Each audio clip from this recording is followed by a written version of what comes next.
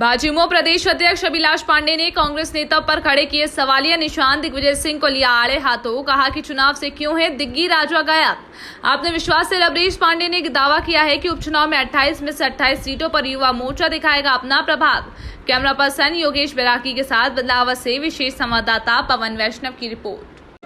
हमारे बीच अखिल भारतीय विद्यार्थी परिषद से राजनीति में आए भाजपा युवा मोर्चा के प्रदेश अध्यक्ष अभिलाष पांडे जी मौजूद है, जो मध्य प्रदेश की जिन 28 विधानसभा सीटों पर उपचुनाव होना है उन पर जाकर युवाओं को जागरूक करने का काम कर रहे हैं और भाजपा के पक्ष में उनका मतदान करवाने की अपील कर रहे हैं। हम इनसे जानते हैं कि किस तरीके का उत्साह युवाओं में देखा जा रहा है। नमस्कार पांडे साहब, आपका स्वागत है। किस प्रकार से आप 28 विधानसभा पर रणनीति बनाकर युवाओं को अपनी ओर आकर्षित करने का प्रयास कर रहे हैं? देखिए, मध्य प्रदेश में भारतीय जनता पार्टी जिस तरह से चुनाव लड़ रही है, हमारे संगठनकर्ता आदरणीय बीडी शर्मा जी के नेतृत्व में जिस तरह से पूरी रचना बनी हुई है, मध्य प्रदेश में भारतीय जनता पार्टी के लीडरशिप की बड़ी फहरिस्त है। आदरणीय शिवराज सिंह चौहान जी हमारे मुख्यमंत्री के रूप से हैं, नरेंद्र सिंह जी हैं, कैलाश जी हैं, आदरणीय थावरचंद साहब, ऐसी बड़ी फहरिस्त है और पूरी ताकत के साथ भारतीय जनता पार्टी चुनाव पर है और कांग्रेस पूरे चुनाव से नदारद है।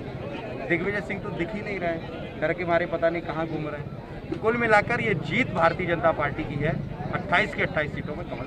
कांग्रेस युवाओं को मौका देने की बात करती है, लेकिन यह बदलाव में जो प्रत्याशी था उनका कांग्रेस का, उन्होंने बदलकर एक वरिष्ठ को टिकट दे दिया है। क्या कांग्रेस युवाओं को दरकिनार कर रही है?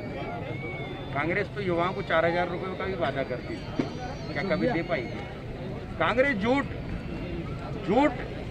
इक्विवेलेंट टू कांग्रेस, इसलिए कांग्रेस झूठ का पुलिंदा है और झूठ बोलना कांग्रेस का चरित्र भी है।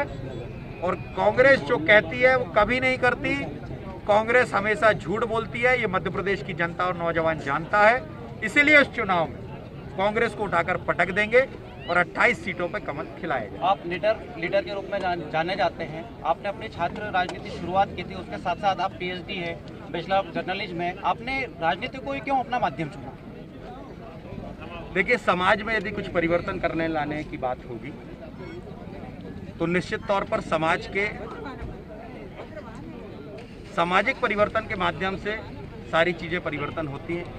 राजनीतिक क्षेत्र, मुझे ऐसा लगता है कि राजनीतिक क्षेत्र एक ऐसा है जिसमें बहुत सारे उसके माध्यम से हमने सेवा का माध्यम राजनीति को चुना है। जनता की सेवा करना हमारा कर्तव्य है और जो भारतीय जनता पार्टी सिखाती है कि सेवा करने का माध्यम पॉलिटिक्स है और जिस तरह से शिवराज सिंह चौहान जी काम करते हैं, निश्चित तौर पर इसीलिए मैं भी भारतीय जनता पार्टी के कार्यकर्ता के रूप से काम करता हूं और मुझे गर्व है मेरी भारतीय जनता पार्टी में और हम ताकत के साथ चुनाव पर। राजनीति में युवाओं की काफी भूमिका होती है, चूंकि आप भाजपा युवा मोर्चा के मुखिया है, आपकी क्या भूमिका होगी इन 28 सीटों पर, खास तौर पर बदनावर सीट पर?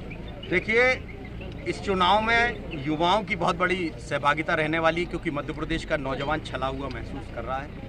मध्य प्रदेश के नौजवान को कोई भी रोजगार से नहीं जोड़ा गया। मध्य प्रदेश के नौजवानों के साथ छल, भ्रम और छलावा किया गया। इसीलिए इस चुनाव को लेकर हम ये युवा मोर्चे की टीम से निकले हैं। 11 सदस्य हम पंचायतों में बना रहे हैं और पूरी ताकत और ऊर्जा के साथ कमर कसकर भारतीय जनता युवा मोर्चे का कार्यकर्ता मैदान पर है और मैं दावे के साथ कहता हूं कि जिस दिन मतदान होगा उस दिन नौजवान सिर्फ और सिर्फ कमल के फूल को वोट देने वाला है। कांग्रेस अब मुद्दों से भटक कर बौखला गई है, ऐसे विवादित बयान दे रहे हैं जो आम जनों में चर्चा का विषय बन चुके हैं। इसका क्या कारण मानते हैं आप? कमलनाथ खिसियानी बिल्ली खंबा नोचे की स्थिति में है और कमलनाथ कहते हैं कि दिल बहलाने के लिए गालिब ख्याल अच्छा है। उन्होंने कहा था कि पिछले साल से आने वाला साल अच्छा है, लेकिन कमलनाथ जी, आप निश्चित तौर पर हारने वाले हैं और आपकी हार सुनिश्चित है और आप हारने वाले हैं।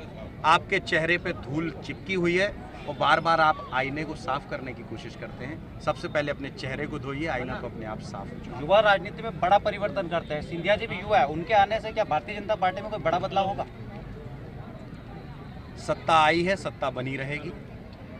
सिंधिया जी का हम सब लोगों ने स्वागत किया है। उनके साथ आए हुए लोगों को हम कंधे से कंधा मिलाकर उनके साथ खड़े हैं और सभी सीटों पर जिताने के लिए हम सब पूरे प्राण और मनोयोग से जुटकर भारतीय जनता पार्टी के कमल के नीचे काम कर रहे हैं। एक अंतिम सवाल है मेरा कि राजनीति में तो आपका सिक्का चल गया है, आप विधायक है, संसद में कब पहुंचेंगे? मैं एक शिक्षक का बेटा हूं। मैंने कभी जीवन में नहीं सोचा था कि मैं युवा मोर्चे जैसे ताकतवर विंग का प्रदेश अध्यक्ष बनूंगा। यहाँ तक आया हूं तो आगे का सफर भी जारी रहेगा। ये थे अध्यक्ष अभिलाष पांडे जी, जिन्होंने बताया कि मैं एक शिक्षक का बेटा हूं, यहां तक आया हूं तो आगे भी जाऊंगा।